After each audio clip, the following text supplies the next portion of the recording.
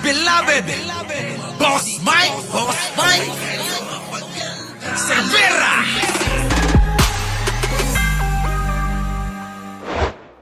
Oh. Kita nyo naman yung lipstick niyan mga kababayan, kulang na lang umabot sa ilong niyan. Bago humarap sa camera si Hanilet mga kababayan, nag-makeup pa yan. Hindi magpapakabog kay Sara Duterte. Oo, kung si Sara Duterte mga kababayan, nagpa-makeup ng pang isang linggo, oo. Eto mga kababayan ko, oh, matindi ito. Matindi. Ang makeup nito mga kababayan, pang 2 linggo. Oo, eto na. Hanilet, pasok. Nangyari nun, wala akong, di ba sabi ni VP siya, may 7, 9 na warnings, di ba? Ako, nung pagbisita ko nung hapon na yon, 5 minutes bago matapos ang visitation time namin. Sinabihan ako nung isa doon, sabi niya na nung July 19 daw, nung phone conversation namin, meron daw akong sinabi. Sabi ko, puro daw! Ano ba yan? Puro daw. Oh, tuloy na natin kay Kapman. So I Thank you naman kay Emeline Di Castro ulit. Opo, not talk about the case. And also, nung time na yun, 5 minutes bago matapos, sinabihan na lang ako na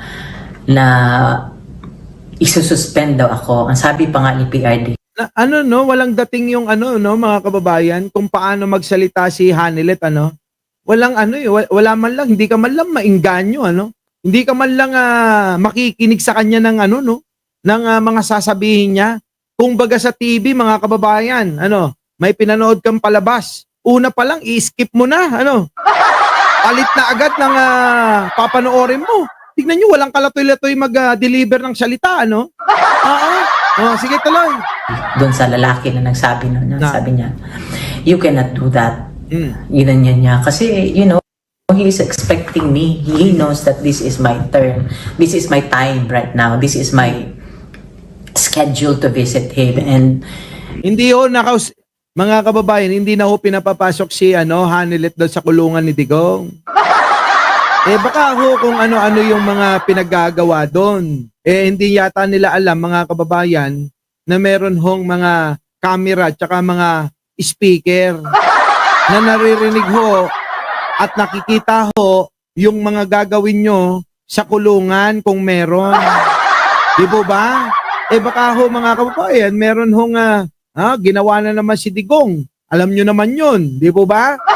Kaya nga Mang Kanor ang tawag sa kanya Oo, ang nagpaumpisa ng Mang Kanor, ang tawag kay Digong ay si Maharlika. Opo, yan ang mahilig magpangalan ng kung ano-ano, si Maharlika. Ang tawag ni Maharlika kay Digong noon, Mang Kanor. At ito naman mga kababayan, siguro tingin ko baka may nakita na hindi nagustuhan na ginagawa o maaaring sinasabi o maaaring binubulong. Kaya naban mga kababayan, bawal ka nang pumasok sapagkat ikaw ay hindi maganda yung ginagawa mo dyan mo. Kung meron man mga kababayan na ginagawa, sa palagay nyo, ano kaya? Kasi hindi basta-basta, mga kababayan, ibaban ito sa pagdalaw kay Digong sa kulungan. Kung wala mabigat na dahilan.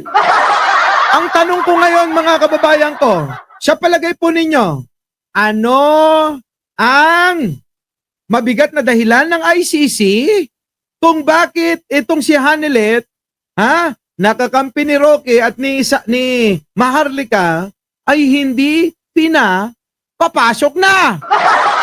Paki-comment naman mga kababayan, paki-comment, tuloy. Ako kasi nurse, 'di ba? Na-assess ko siya yung first time ko itong visit ko na ito, the only day na visit ko siya nung pagdating ko talaga. Ay walang kwenta magsalita. Walang dating mga kababayan. So ako na magkukwento sa inyo. Yun na nga yun, sinabi ko na pinagbawalan na itong dumalaw itong si Hanilet kay Digong. May mabigat ho na dahilan ang ICC kung bakit siya ibinandoon. Kung ano man yun mga kababayan, hindi ko rin alam. Pero nasisigurado ko, hindi yan ibaban kung walang ginawayang katarantaduhan. Ano po? Oo. Maaari siguro mga kababayan, alam nyo naman ang mga preso sa edad ni Digonyo na ganon. Oo. Ang isip nun, matindi. Feeling nun, 18. Pero ang katawan lupa nun, 90 na. Kaya minsan mga kababayan, si Digong, oo, pag nag-isip niya sa kulungan, feeling niya, kaya niya pa ang bengbang. Pero ang totoo, sa katawan lupa, wala na. Oo, laylay na ba? Laylay. Baka nga balat-balat na lang yan, ano? Balat! Oo! So, eto na. Anong sinasabi mo? Oo. Hoy, banat ba? Anong sinasabi mo? Eto na. Deliver di ba? Kaya nga napaka-importante na unawain natin na this is just a misunderstanding. Ang problema kasi Hindi yan misunderstanding, banat bay. Misunderstanding pinagsasabi mo. pumasok na naman yung ibang mga vlogger. Pag may away, tuwang-tuwa. Wala akong Huwag mo naman ako patamaan. Pumasok daw yung mga vlogger tuwan-tuwa. Nalulungkot nga ako eh. Nagbibigay nga ako ng payo sa mga vlogger nila eh. Nyo! Diba? Hindi ako natutuwa. Nagbibigay lang ako ng payo sa kanila. Sapagkat mga kababayan, ang payong ito ay para sa mga kinabukasan ng channel nila. Kasi ikaw okay na, successful na yung channel mo. Diba? Yung mga yon, mga amuyong, mga kuto-kuto.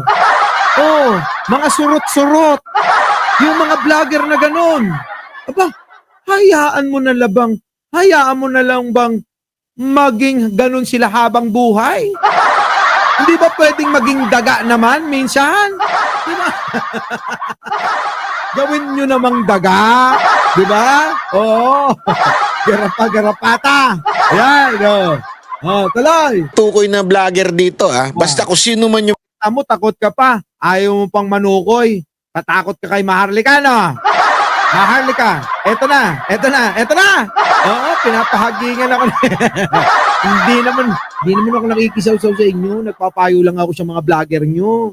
Kasi kawawa naman sila. Pero mo, kuto-kuto, gara-garapata daw, surot-surot. Mananatili na lang silang ganon. Kung kayo, ako sa inyo, huwag kayong maniwala kay Banat Bay. Gusto niya lang Gusto nyo lang masarili yung mga views, at saka mga subscriber. Wag! Banatan nyo si Banat Bay. Eto na. Ano sagot mo dyan, Maharlika? Or actually pangkalye o pangbangag yung banat ni Kaufman, no? Kita nyo, yan ba? O ikaw, Banat Bay, misunderstanding ba yan? Sabihin ni Maharlika, pangbangag, pangkalye, pang walang kwenta, pang tatanga-tanga, pang bobo, pang idiot. Yung alin? Yung banat daw ni Kaufman? Sinungaling yan. Naniniwala na kayo mga DDS vlogger. Sinungaling si Banat Bay. Huwag kayong makinig dyan. Wag kayo. Pakinggan nyo si Maharlika. Si Maharlika ang panoorin nyo. Kita nyo? Yan ba? Misunderstanding patawag dyan, mga kababayan? Pakinggan nyo.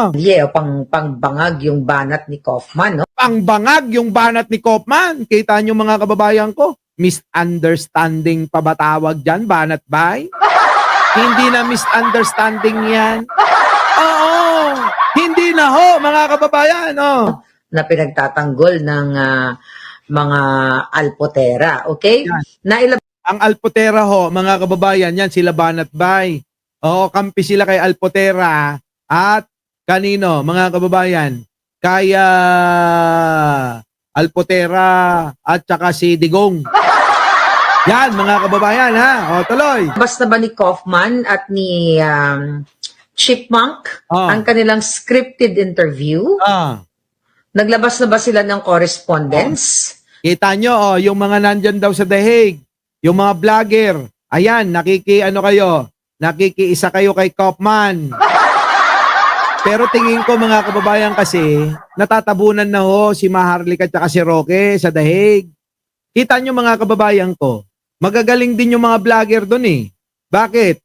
Ang sinamahan si Kaufman. Bagkos, dapat ang samahan si Maharlika at si Roque. Kita nyo ngayon, ang pinagtabo yan, si Roque at si Maharlika. Kaya magagaling, oh. Buti na lang, nakinig sa payo ko eh. Nakinig sila mga kababayan. Kita nyo mga kababayan. Sabi ko, pumunta ako doon. Sabi ko, huwag kayong makinig kay Maharlika, kay Roque, liligaw kayo niyan. Pakinggan nyo yung abogado. Kasi yung abogado, nakukausap si Digunyo. Kayo, nakakausap ba ni Maharlika at ni Roque yung si Digunyo? Hindi naman Dati yun nung nasa labas. Pero ngayon nasa kulungan, yung abogado na lang. Sabi ng mga DDS doon, siguro napanood nyo yun. Sabi ng mga DDS doon, oo nga no, Boss Mike, buti ka pa talaga, nagsasabi ng totoo. Kaya nga lagi ko sinasabi sa live ko, kayong mga DDS, mahal na mahal ko. Sukdulan, sukdulan na itaya ko yung buhay ko. Pumunta lang dyan sa baluarte nyo. Pinuntahan ko kayo dyan sa The Hague. Tapos nag-usap-usap tayo. Diba? Tama ako. O, kita nyo ngayon. Ang bilis ng mga pag-angat ng channel nyo. Diba? Yan. Sa akin lang kayo makikinig. Huwag nyo pakinggan itong mga ito. Interest lang nila ang mahalaga. Eto na. Eto na, mga kababayan, So definitely, ang interview na yon ay isang kadyotahang script lamang. Ayan, script daw lang yung sinasabi ni Kaufman at saka netong si Chipmunks, mga kababayan, Yung Chipmunks po, yung isang bading na vlogger din sa The Hague. Opo, tuloy. Nag-usap ang dalawang tao na eto, ipalabas natin, tirahin natin si Hanilet at si Harry Roque. Kita nyo? Ayan na, mga kababayan ko. Ang banatan ngayon, tirahin. Kita nyo. Tirahin si Hanilet, tirahin si Maharlika, tirahin si Roque. So anong nangyayari ngayon mga kababayan? Nagtitirahan sila. Diba? Tirahan dito, tirahan doon. Kung ako naman kay Hanilet, diba? Ikaw ang pinakilalang huling asawa. Kung ako naman kay Maharlika, itinaya mo yung pagkatao, buhay mo, prinsipyo mo, alang-alang kay Digong, tapos ipagtatakwi lang ka. Kung ako naman kay Roque, na itinaya niya, sabi nga niya, itinaya ko na yung buong buhay ko.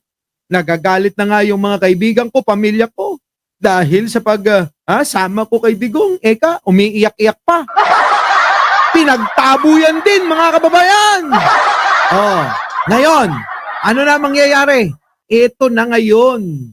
Ang kampo ni Hanilet, ang nasa ibaba, si Maharlika, si Roque, at yung iba pang mga vlogger nasa TikTok. Yung iba, tumakas na kasi marami daw ninakaw na pera. Yan ho yung grupo ni Hanilet. Mga yan. Ang grupo naman, netong si Alpotera, na kinakampihan ni Digong. Mga kababayan, alam nyo naman ang banding nun, si Alpotera at si Digong. Bali-balita nga daw mga kababayan, nagpipicturan habang mga nakahubad sila. Yun po yun, mga kababayan, sabi ni Maharlika yun, hindi sa akin galing. Pipicture daw sila, nakahubad si Digong. Labas daw ang patutoy. Labas daw ang kaluluwa ni Digong. Yun! Di ba? So ngayon mga kababayan, yan na ngayon ang nangyayari. Banatan na. Ang grupo naman ulit ni Digong at ni Alpotera, sila Banat Bay, sila Joey, yung kaibigan natin si Attorney Trixie, shoutout sa iyo, di ba? At marami pang iba. So yan po ngayon, yung dalawang faction mga kababayan. Tapos meron naman dyan, yung sinisiksik ang sarili sa DDS. Yung po yung mga balimbing, tulad nila Libayan. Yan po yung nagsisiksik sa sarili nila para makuha naman yung mga subscriber at views sa kampo ng mga DDS. So, 3 faction na. Oo. Hanilet, Maharlika Roque, faction, at Alpotera. Digong, Alpotera, banat by faction, at etong mga sinisingit, pinipilit ang sarili sa mga DDS, itong faction naman nila Libayan. So yan po ngayon yung ating mga katunggali na minsan mga kababayan nakakalimutan tayo. Oo. Nakakalimutan na po tayo mga kababayan siguro dahil gwapo. Ang gusto lang nilang mga kinokontent yung mga pangit. Oo. Sa bagay magkakamukha naman sila mga kababayan. Pangit na itong si Maharlika, pangit si Banat Pay. 'Di ba? Oh. Kaya sila na lang. Our beloved Boss Mike Cervera.